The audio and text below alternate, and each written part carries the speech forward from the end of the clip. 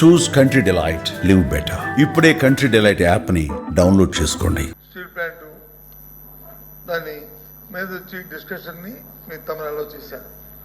చేసినట్టే మంత్రి గారు వచ్చి దాన్ని ఇనిషియేట్ చేశారు. వారు మాట్లాడినంతసేపు ఎన్ని సందర్భాలు ఏం మాట్లాడినా ఎక్కడ మేము ఇంటర్వ్యూ అవ్వకుండా అన్ని వింటూనే ఉన్నాం. దయచేసి వినండి. అవైతే మా వాళ్ళు ఉంటారు. అది కాదు, అది వాస్తవమా అవాస్తవమా అనేది మేము మాట్లాడి చెప్తాం. అది వాస్తవాలా అవాస్తవాలా ఏదో మేము చెప్తాం. కానీ మా సభ్యురాలు మాట్లాడినప్పుడు ఆవిడేమి కొత్తగా ఏమి కోట్ చేసి మాట్లాడలే. మీరు చెప్పిన మాటలనే చెప్పారు. మీరు ఏది చెప్పారు అవే చెప్పారు తప్ప ఏమి కొత్త మాట ఏమీ మాట్లాడలే. మీరు మాట్లాడి తిరిగి కోట్ చేస్తే గౌరవ మంత్రి గారు వచ్చి అంత ఆవేశం ఏం పిక్కు వాట్ దిస్ ఇదేనండి సంప్రదాయం, ఇదేనండి ఎవరు చెప్పారు ఏం పీకారని చెప్పా. 5 సంవత్సరాలు మీరు ఏం తీసుకొచ్చారో అడిగా. ఎందుకట్లా మాట్లాడతారు? మీరు లేరు, బయట ఉన్నారు. ఇప్పుడు వచ్చారు హౌస్లోకి. ఇప్పుడు వచ్చి మీరు మాట్లాడతారు. హౌస్లో లేరు, టీవీలో చూస్తున్నారేమో. ఎట్లా మాట్లాడతారు సార్ మీరు?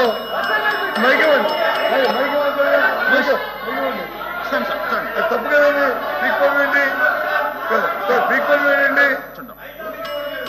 పీక్కోండి ఆ వర్డ్ విత్డ్రా చేయమండి. హౌస్ సమాధానం చెప్పండి. మీరు వింటున్నారు కదా. పీక్కోండి. ఎంత గౌరవంగా ఉండాలి.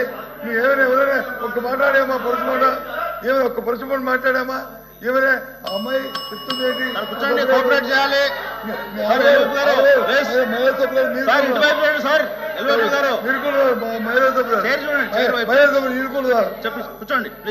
వినండి చెప్పండి. మీరేంటి ఆవిడ ఆవేదన ఏంటి? మీ వాళ్ళు కూర్చోబెట్టండి ప్లీజ్. ఎల్ఓపి గారు మీకు అవకాశం ఇస్తాము. మీ వాళ్ళందరూ కూర్చోబెట్టండి. కూర్చోండి. ఇప్పటికే 2:30 అయింది. ఇంకా 10 మంది మాట్లాడాల్సి అందుకే చెప్తుంది. ప్లీజ్ మీకు అవకాశం మేము రిక్వెస్ట్ కూడా చెప్తున్నాము. ఎందుకంత ఆవేశం ఏంటి? భాష మీద పొట్టుండాలి, ఆవేశం ఉండకూడదు. అధ్యక్ష ఆవిడ ఆవేదన ఏంటంటే మీరు తీర్మానం పెట్టారు. తీర్మానాన్ని అందరూ ఆమోదించాలని చెప్పారు. ఎస్, ఆ తీర్మానంలో ఒక మాట ఉంటే ఆవిడంత ఆవేదన చెందేది కాదు. ఏది? ఆ డిస్ట్రిబ్యూషన్ని ఏదైతే పెట్టారో దాన్ని తొలగిస్తున్నాం పూర్తిగా అనే మాట ఉంటే ఆ మాట లేదు. ఆ మాట ఉందో చెప్పండి. ఆ తీర్మానంలో ఆ మాట ఉందో చెప్పండి. ఆ మాట ఏముంది? అందుకని దయచేసి ఇప్పటికైనా ఇంకా మీరు మాట్లాడేది మళ్ళీ మేము మాట్లాడాలని మేము చెప్పిన ఈ రాష్ట్రంలో ఏ ప్రయోజనం చెప్తాము. ఒక నిమిషం చెప్పండి.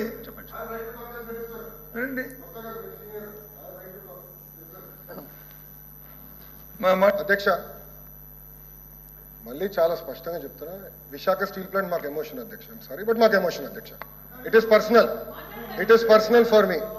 విశాఖ స్టీల్ ప్లాంట్ అనేది మాకు పర్సనల్ అధ్యక్ష. చాలా స్పష్టంగా సుమారుగా 13,000 కోట్ల రూపాయలు 14,000 కోట్ల రూపాయలు మేము తీసుకొచ్చి ఇంజెక్ట్ చేసింది ఏంటి అధ్యక్ష? ప్రైవేటీకరణ జరగకుండా. అది సింపుల్ లాజిక్. నంబర్ 1. నంబర్ 2, నేనే స్టేట్మెంట్ ఇచ్చా, ప్రైవేటీకరణ జరగదు అనే స్టేట్మెంట్ ఇచ్చాను. గౌరవ సభలో ఇచ్చాను sir. In the floor of the council I made a statement on behalf of Andhra Pradesh government. ఎట్లా సార్ ఇది? ఇప్పుడు నేను అడగదలుచుకున్నా, మీరు ఈ రెజల్యూషన్ కి మీరు ఒప్పుకుంటున్నారా లేదా? మీరు చెప్పండి. ఈ రెజల్యూషన్ మీరు తీర్మానానికి ఒప్పుకుంటున్నారా లేదా? మీరు సూటిగా చెప్పండి సార్. సార్, మేము మాట్లాడినప్పుడు మా పార్టీ తాలూకా అభిప్రాయాన్ని మా రెజల్యూషన్ కూడా పెట్టాము. ఆ పెట్టిన పూర్తి వివరాలని చెప్తాము. దయచేసి ఇప్పుడు డిస్కషన్ ఏంటంటే, జరుగుతున్న చర్చ ఏంటంటే, ఏదైతే మంత్రి గారు ఆవేశంగా ఏ సందర్భంలో కానీ ఆ పిక్కుంటారనే మాట రికార్డులో తొలగించాలి. ఆయన గారు చెడ్డపేరు ఆయన జీవితంలో మచ్చ లేచి ఓందాగా చెప్తే ఆయన తాలూకు అమలతో నిలబడతారు. లేకపోతే ఆయన జీవితంలో మచ్చ ప్రజలు తెలుస్తారు. రేపు మాకు అభ్యంతరం లేదు. కానీ ఇలాంటి పరుష పదాలు మహిళా సభ్యుల మీద అలాంటి పరుష పదాలని వాడటం అనేది సమంజసం కాదు. అది సభా సంప్రదాయం కాదు, అది సభా సంప్రదాయం కాదు. చెప్పండి మంత్రి గారు. మంత్రి గారు మీరు మంత్రిగా ఉన్నప్పుడు శాసనసభ సాక్షిగా మా అమ్మను అవమానించినప్పుడు మీరు ఏం చేశారు సార్? మా తల్లిని అవమానించినప్పుడు ఏం చేశారు అంటున్నా? మీరు మారుతారా? మహిళల గురించి మీరు మారుతారా? నేను కళ్యాణి గారు అన్నాను. నాకు మహిళలు గౌరవిస్తాం మా అమ్మ నాకు నేర్పించింది సార్. మీ నాయకుడికి నేర్పించలేదేమో, నాకు నేర్పించారు. మహిళలు ఎట్లా గౌరవించాలో నాకు తెలుసు సార్. శాసనసభ సాక్షిగా మా తల్లిని అవమానించారు. కావాలంటే video will play it now. Audio ఉంది దాంట్లో క్లియర్ గా. ఒక తల్లి ఆవేదన బాధ నాకు తెలుసు సార్, నేను చూసా. 3 నెలలు పట్టింది మా తల్లి రికవర్ అయ్యడానికి. You please don't lecture me on respecting women. నేను కళ్యాణి గారు అన్నాను, కానీ రికార్డులు లేని మేడం గారు అన్నా. ఏకవచ్చంతో ఏనాడు నేను మాట్లాడలేదు సార్. మాకు చిత్తశుద్ధి ఉంది సార్. వినండి సార్, మీకు ఓపిక లేకపోతే బయటకు వెళ్ళండి, I no problem. Please listen. మీ తల్లిని అవమానిస్తే మీరు ఇట్లా మారుతారా? మీ భార్యను అవమానిస్తే మీరు ఇట్లనే మారుతారా? మీరు మాకు లెక్చర్లు ఇస్తారా? నేను మేడం గారు అన్నాను, కళ్యాణి గారు అన్నాను. సార్ ఏమన్నారు? మేడం గారిని అన్నాను. నేను మేడం గారిని ఏనాడు అనలేదు. మహిళలంటే నాకు గౌరవం సార్. ఆయన పార్లమెంట్ రెస్పెక్ట్ ఉంది. అరే మీకేం తెలుసా? అట్లా మారుతా లూజ్గా ఏం మారుతున్నారో తెలుసా మీకు? ఒక తల్లిని అవమానిస్తే ఎంత బాధపడుతుందో మీకు తెలుసా? నేను చూశాను 3 నెలలు 100 రోజుల బాధ వేదనతో నేను చూశాను. మీరు చూసారా? ఒక మహిళ అవమానిస్తే, శాసనసభ సాక్షి అవమానిస్తే ఎంత కుమిలిపోయిందో నేను చూశాను. మీరున్నారా? మాట్లాడచ్చు మీ తల్లి గురించి మాట్లాడతారా? ఈరోజు ఇదే మీకు నేర్పించింది మీ ఇంట్లో. ఈ రోజు కూడా మీ కార్యకర్తలు ఏం చేస్తున్నారండి? మా మహిళలు వ్యతిరేకంగా పోస్టులు పెడతారా? మా మహిళలకు ఇచ్చి వచ్చే విధంగా పోస్టు పెడతారా? పొరపాటున మా ఒక్క కార్యకర్త భారతిరెడ్డి గారి వ్యతిరేకంగా పోస్ట్ పెడితే జైలుకు పంపించిన ఘనత తెలుగుదేశం పార్టీది. అది మాకున్న చిత్తశుద్ధి, మీలో కాదు. మహిళలు తిడితే ఆనందపడితే వ్యక్తులు మేము కానే కాదు. ఆ రోజు మంత్రిగా ఉన్నాడు ఈయన, నుంచిన ఆ రోజు చెప్పాల్సి సార్. వీడియో నా దగ్గర ఉంది, ఐఎమ్ రెడీ, డిబేట్ చేద్దాం.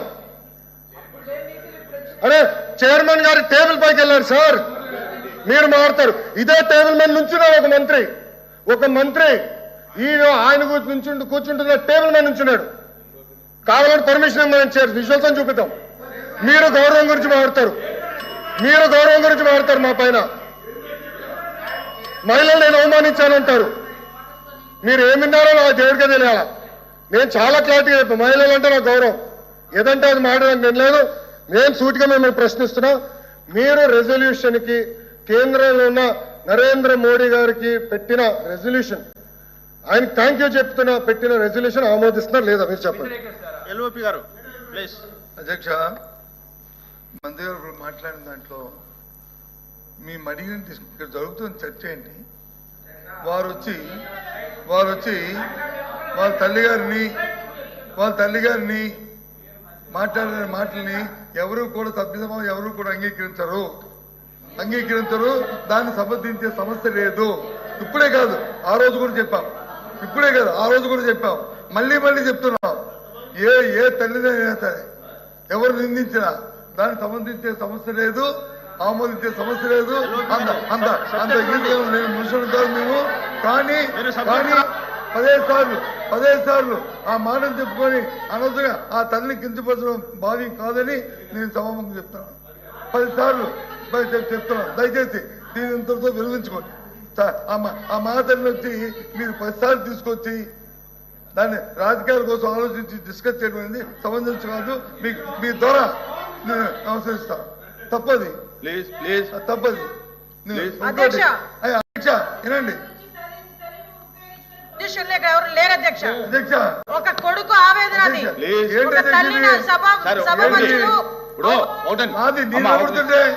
ఇది ఇప్పుడు ఈవేళ షార్ట్ డిస్కషన్ ఏంటి? మీరందరూ మాట్లాడేది ఏంటి?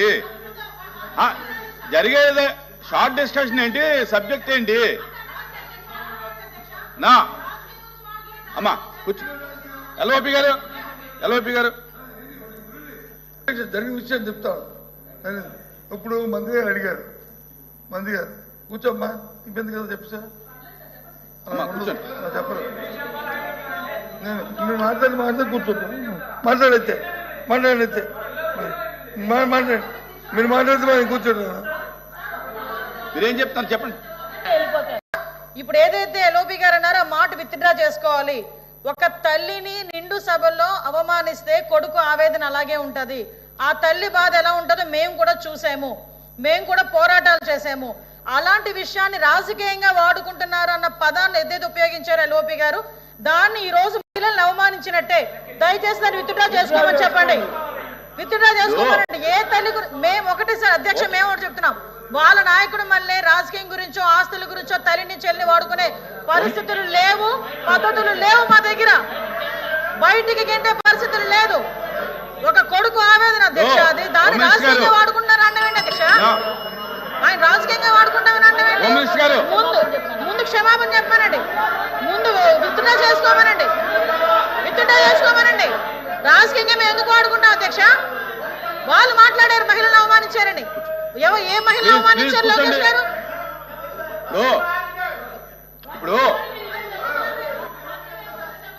సుమన్ టీవీలో మీ పర్సనల్ అండ్ బిజినెస్ ప్రమోషన్స్ కోసం కింది నెంబర్కి కాంటాక్ట్ చేయండి. డ్రగ్స్, గంజాయి లాంటి చెడు వ్యసనాలకు దూరంగా ఉండండి. తాత్కాలిక ఆనందం కోసం జీవితాలని నాశనం చేసుకోవద్దు. డ్రగ్స్ విక్రయాలు, దందాలు నిర్వహిస్తే 1800-599-6969 టోల్ ఫ్రీ నంబర్ కి కాల్ చేయండి. డ్రగ్స్, గంజాయిని నిర్మూలిద్దాం, భవిష్యత్తును కాపాడదాం.